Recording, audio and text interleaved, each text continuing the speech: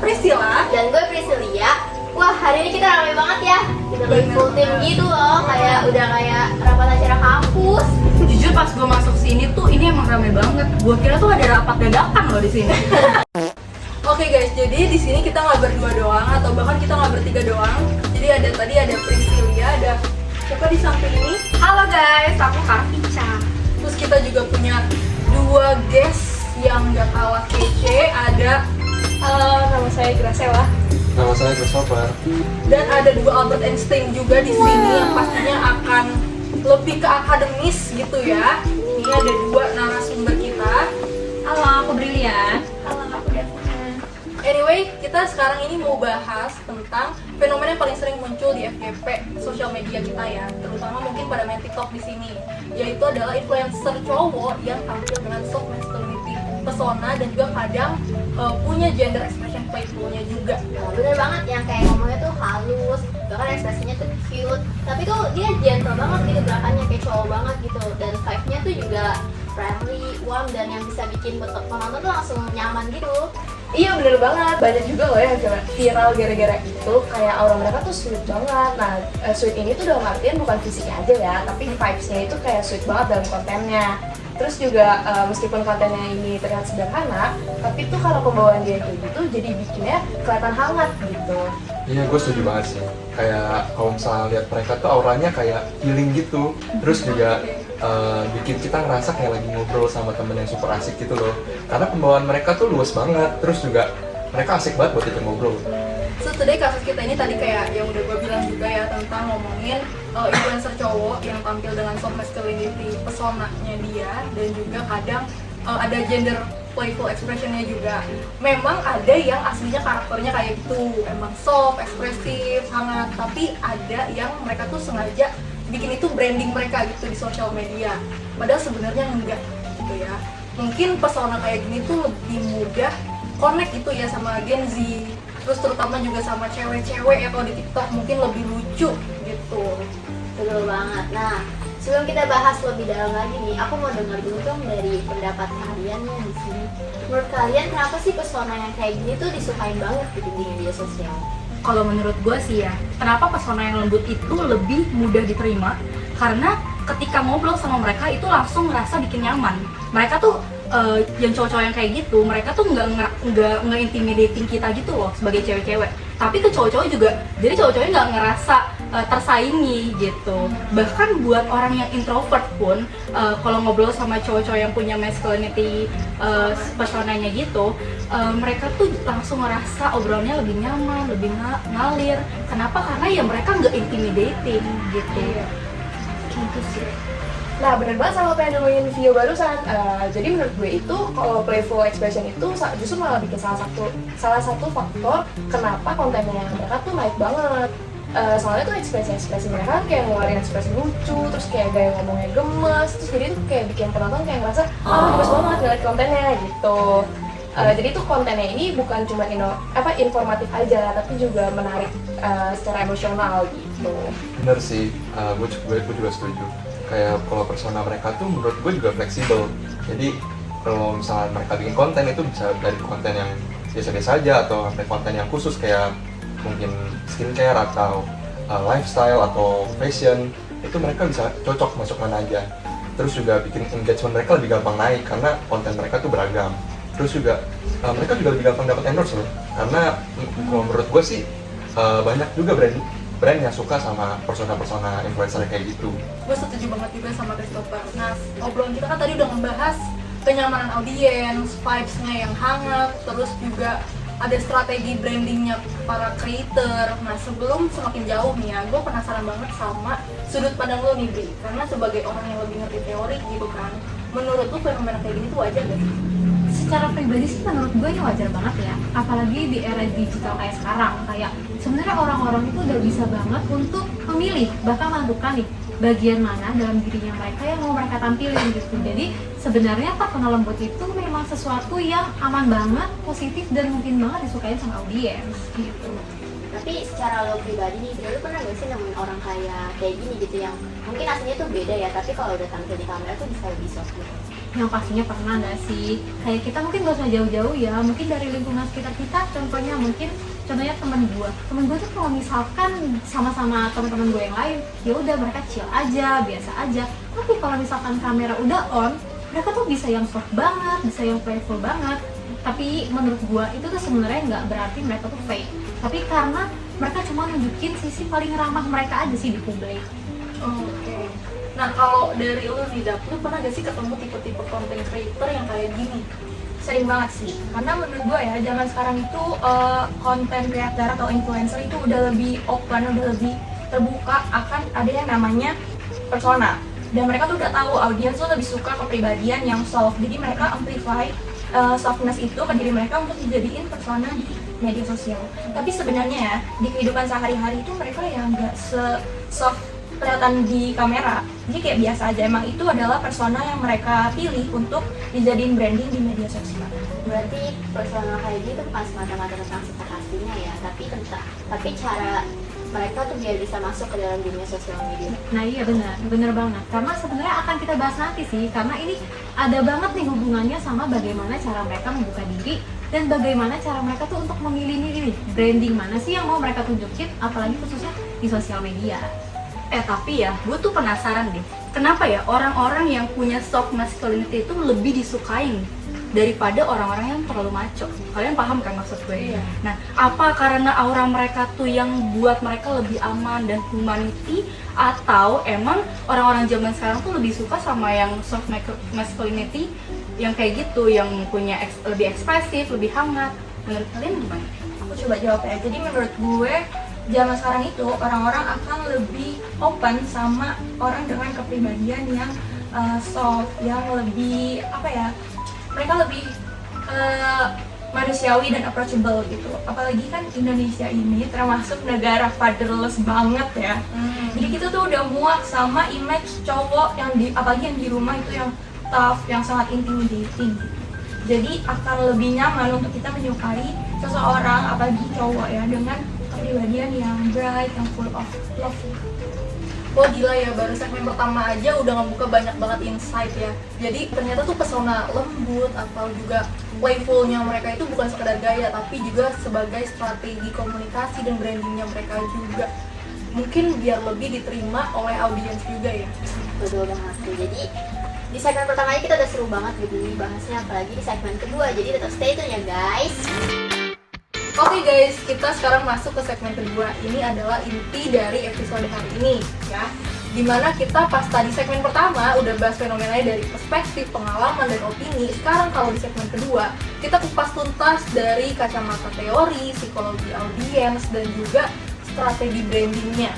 Menurut Davina juga brilian.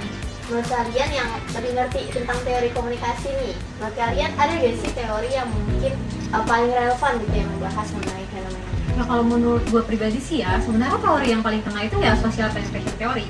Ini tuh teori yang sebenarnya klasik banget di komunikasi interpersonal dan diperkenalkan oleh Altman dan Taylor, yang intinya tuh begini: hubungan itu berkembang ketika seseorang membuka layer demi layer dalam dirinya secara bertahap. Kita mungkin bisa analogikan kayak bawang gitu kan. Bawang itu tuh punya layer kulit atau permukaannya, punya layer dagingnya, atau kita kasih gambaran kayak personalnya kita, ataupun ke layer-layer intinya. Jadi influencer cowok itu mereka yang biasanya punya persona soft itu, mereka akan buka layer yang paling aman dulu menurut mereka gitu. Yang contohnya kayak mungkin sisi rambutnya mereka, sisi ekspresifnya mereka, ataupun sifat friendly-nya mereka gitu. Dan itu jelas banget ya, ini tuh layer yang sebenarnya low risk tapi high reward nih, karena aman banget untuk memberikan persepsi yang positif di mata publik dan juga bikin mereka gampang diterima sama penonton-penontonnya sih. Oh jadi kalau menurut penjelasan brilian tadi, berarti mereka tuh ngasih versi aman mereka dulu ya, kayak versi lucunya mereka dulu gitu. Nah jadi orang-orang tuh ketika melihat cowok kayak gitu, mereka tuh langsung mikir, oh dia tuh ternyata fun ya, seru ya, harmless ya.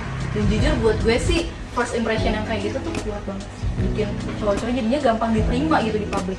Yes, bener banget. Itu tuh sebenarnya namanya selective self disclosure. Jadi mereka tuh sebenarnya nggak bohong, tapi mereka cuma akan pilih-pilih nih bagian mana yang mau mereka tonjolin. Karena sebenarnya dalam teori itu juga ada konsep namanya breadth and depth, yang dimana sebenarnya influencer ini akan memperluas koneksinya atau konten-kontennya. tapi date-nya akan tetap dangkal di awal. Jadi mereka tuh nggak akan langsung buka soal isu-isu kehidupannya mereka, ataupun nilai-nilai kehidupan, ataupun trauma-trauma yang mereka alami. Tapi mereka akan buka sisi yang paling ringan dan nyaman dan menyenangkan dulu. Masuk akal banget sih. Soalnya kayak contoh di dunia nyata aja deh, misalnya kita kayak lagi kumpul-kumpul nih, ketemu orang baru, kita kan nggak mungkin kan bakal nunjukin sisi kita yang aslinya gitu. Makanya kita pasti bakal nunjukin sisi kita yang paling aman, yang bisa diterima sama orang sekitarnya kan. Nah, jadi menurut gue wajar aja kalau influencer itu nampilin sisi lembutnya dan funnya, karena kan itu juga yang paling gampang kan buat bikin konten, dan juga menurut gue itu paling gampang diterima sih untuk netizen di Indonesia ini ya. Iya, itu sama, benar. Karena bedanya kalau orang awam atau orang biasa tuh akan melakukan hal itu di mungkin cuma belasan atau puluhan orang, tapi kalau influencer itu akan melakukannya dalam skala yang besar, kayak ribuan bahkan ratusan orang. Berarti kalau secara teori influencer itu kayak dia ngebuka diri itu secara bertahap ya. Iya. Dia nunjukin yang lebih, yang lucu-lucu dulu, yang aman lah biar bisa diterima sama publik. Betul. Nah, kalau dari model perannya nih, menurut Davina gimana sih? Oke, gue coba bahas secara teoritis ya. Sesuai dengan namanya model peran, ada kata peran di situ. Jadi setiap orang itu berhak untuk memilih peran yang kayak gimana sih yang akan mereka tunjukin sesuai dengan konteks sosialnya. Nah, di dunia digital ini, peran yang paling safe untuk ditunjukkan itu adalah peran yang friendly, yang soft, yang tidak intimidating, dan yang fun gitu. Dan makanya itu kenapa banyak influencer atau content creator cowok itu memilih persona soft masculinity, karena itu paling sesuai dengan demands dari audience netizen di Indonesia. Gitu deh. Oh, berarti bukan berarti mereka feminim gitu ya, tapi emang cara mereka nunjukin atau perform gaya berkomunikasi mereka emang seperti itu. Soalnya banyak lah yang salah kaprah atau salah nangkep kalau mereka itu sebenarnya dalam tanda kutip menyimpang. Betul, kita nggak lagi ngomongin tentang gender ya di sini. Jadi model peran itu lebih ke pemilihan style of expression atau social role. Dan di sini yang lagi kita bahas ini konteksnya adalah media sosial. Makanya influencer atau content creator itu banyak yang memilih si soft masculinity ini untuk membangun engagement di sosial. Dan di dalam model peran ini ada beberapa faktor yang dapat mempengaruhi pemilihan si perannya ini. Seperti kayak konteksnya itu apa, terus tujuan berkomunikasinya itu apa, lalu norma kelompoknya kayak gimana, dan juga demands audiensnya itu kayak gimana. Nah, ditarik dari faktor-faktor tadi, udah pasti influencer atau content creator itu menyesuaikan diri untuk menilai mana sih yang paling memberikan nilai positif dari si demands audiensnya gitu. Bener sih, kalian suka juga gak sih ngeliat cowok yang punya soft masculinity energy gitu? Suka banget, mungkin vibes-nya kayak Sule gitu. Nah kali itu ya. maksud gue, dia belum ngomong aja udah ngerasa mood kita tuh naik banget. Padahal dia belum ngomong, cuma kita ngeliat gesturnya aja, ya kan? Oke, dari sisi teori ini udah lengkap banget dan kita pokoknya udah terceramahi banget gitu lah ya. Oke, kita lanjut ke sesi Q&A. Oke guys, kita masuk ke pertanyaan pertama.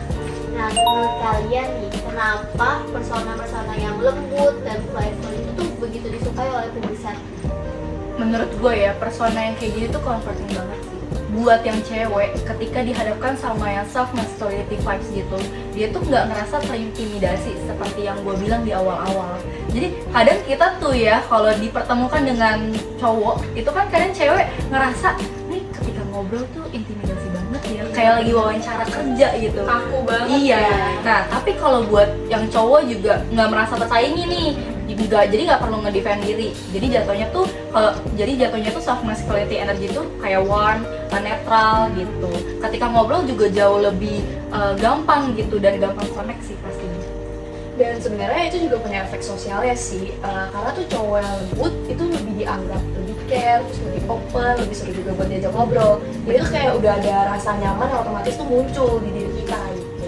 Menurut gue sih mungkin karena brandingan mereka yang asik, konyol, dan juga unik itu, jadi makanya mereka cara berkomunikasinya disukai sama orang.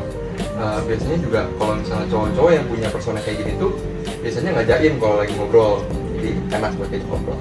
Bener banget sih, itu setuju tuh. Iya, itu sebenarnya sejalan ya sama social media ratio teori tadi. Karena layer soft itu atau layer ramah itu adalah layer yang paling aman untuk semua kalangan. Jadi sebenarnya dari tampilan mata kita aja nih udah bikin itu sesuatu yang menarik gitu. Banget sama Brilian, emang mata itu ya, bahasa tubuh itu ngaruh banget sama komunikasi gitu ya. Oke, kita lanjut ke pertanyaan kedua. Kalian tuh pernah gak sih ngeliat atau mungkin pernah ketemu langsung gitu ya sama influencer yang pas on cam sama off cam itu beda banget. Gue pernah. Jadi gue tuh pernah ketemu di suatu event. Ini content creator ya. Kalau di konten dia tuh se-playful itu kalau kalian lihat, bener-bener cowok yang cute banget yang kalau gue lihat dia tuh ya di konten itu energinya nggak habis-habis gitu, lo tau gak sih? Paham kan kalian? Nah tapi ketika off cam, wah langsung dia tuh lebih chill, lebih santai. Kalian paham kan maksud gue? Tapi itu bukan berarti mereka fake ya. Jadi cuman soft vibes-nya tuh tetap ada, cuman bedanya lebih santai aja, lebih kalem aja.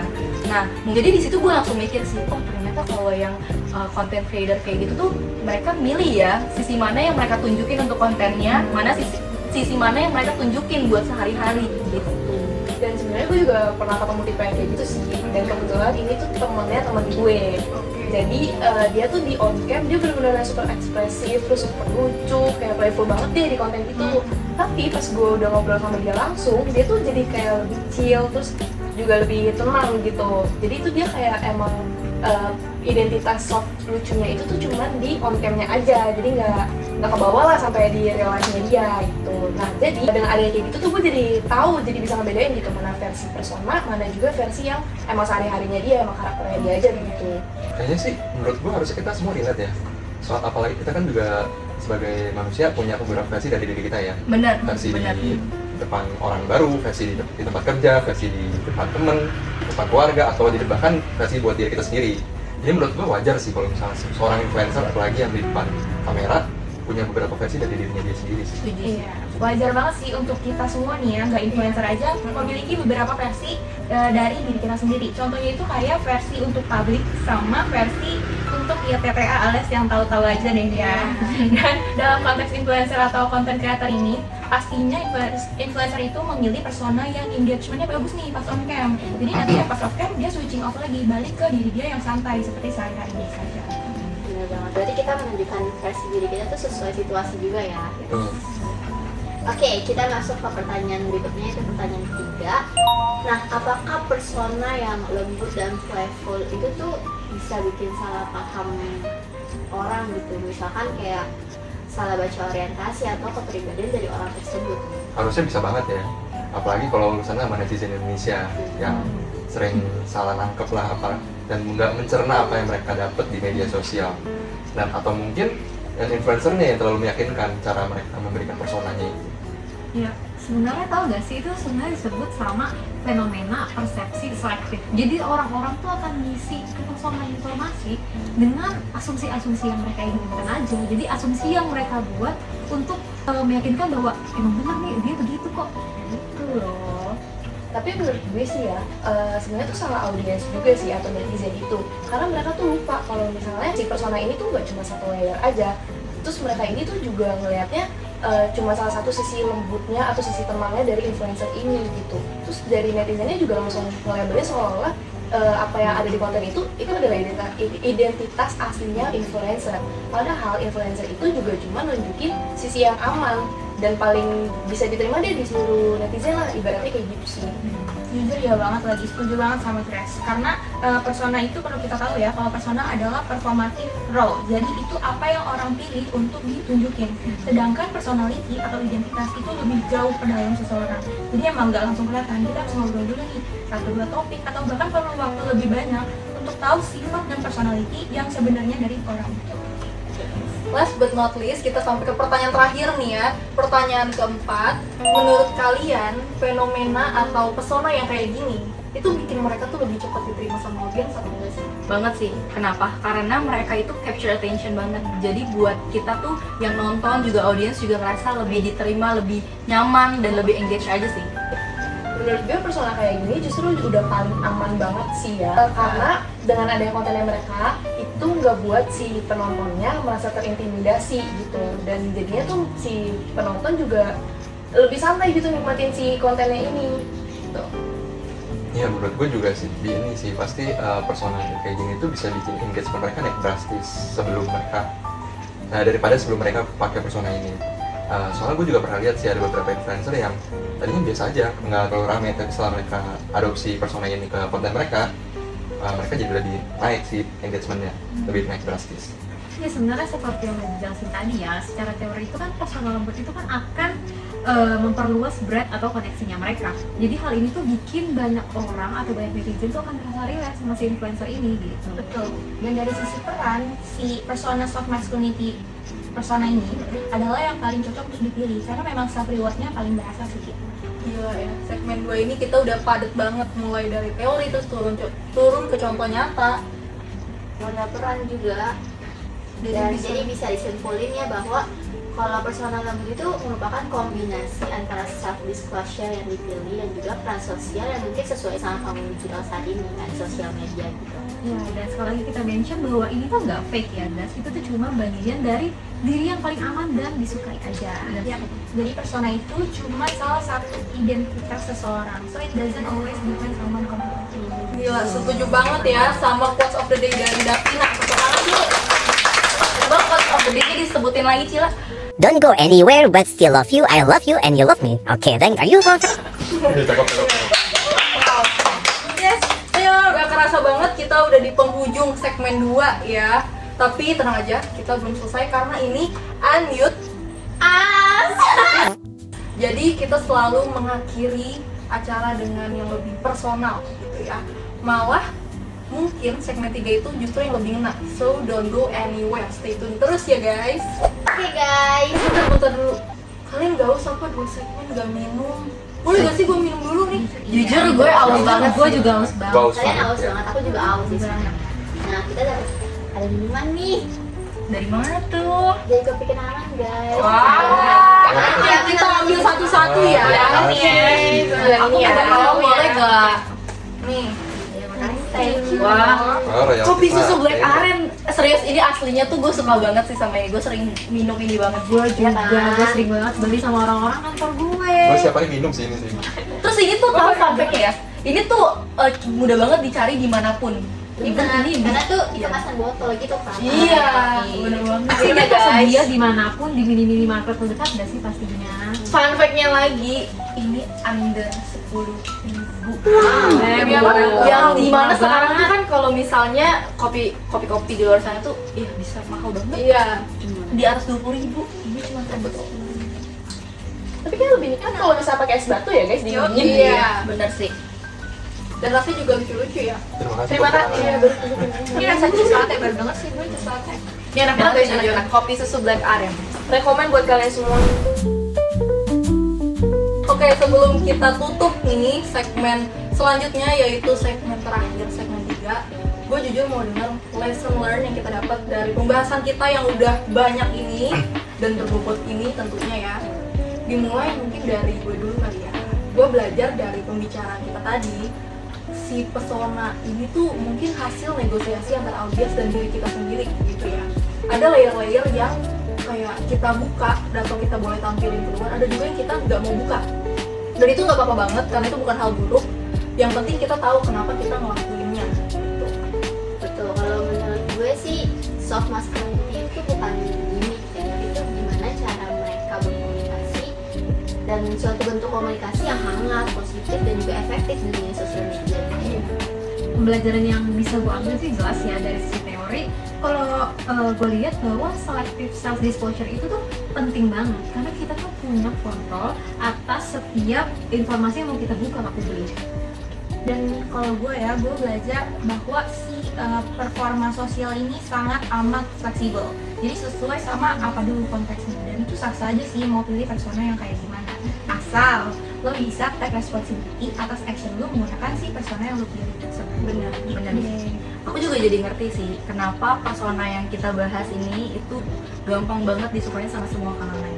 Karena vibes-nya yang ramah, yang warm itu jadi bikin orang tuh ketika ngobrol langsung merasa nyaman, langsung merasa connect aja gitu. Terus seperti yang tadi Priscilia bilang, sebenarnya ketika persona yang lembut dikeluarkan oleh seseorang itu bukan hanya soal gimmick aja, tapi itu bagian dari cara seseorang berkomunikasi dengan aman dan positifnya gitu.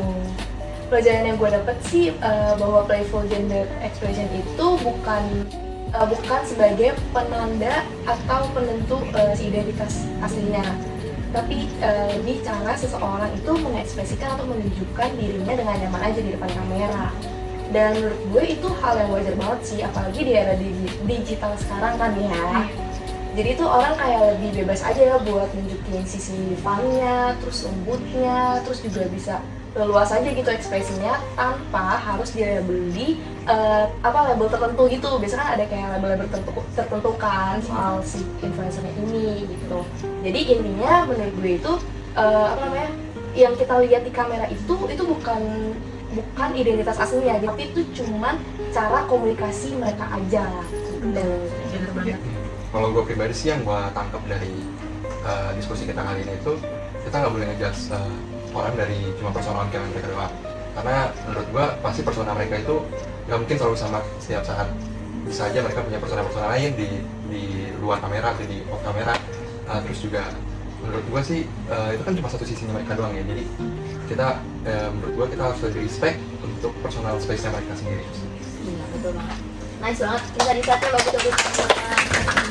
Alright guys, itu dia episode kita hari ini. Seru banget bahas fenomena influencer cowok dengan soft pesonanya mereka gitu ya.